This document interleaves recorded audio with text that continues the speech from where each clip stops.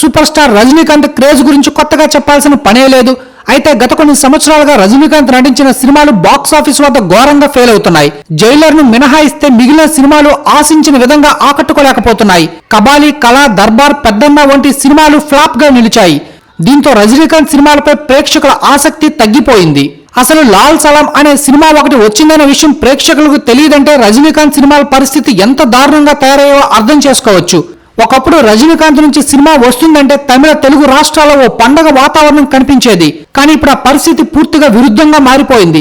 Rajinikanth stamina తగ్గిపోవడంతో పాటు young హీరోలు box office వద్ద సత్తా చాటడంతో సూపర్ స్టార్ హవా తగ్గిందనే చెప్పాలి. తెలుగులో అయితే రజనీకాంత్ మార్కెట్ రోజు రోజుకి పడిపోతుంది.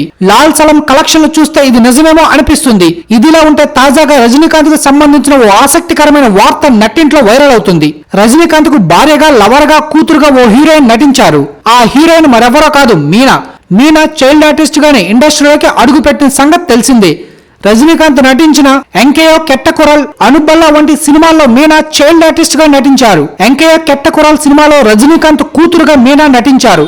ఆ తర్వాత వచ్చిన వీర, యజమాన్, ముత్తు చిత్రాల్లో లవర్, మరదలు, భార్య పాత్రల్లో కనిపించారు. ఇలా రజనీకాంత్ సరసన విభిన్న పాత్రల్లో నటించి మెప్పించారు మీనా.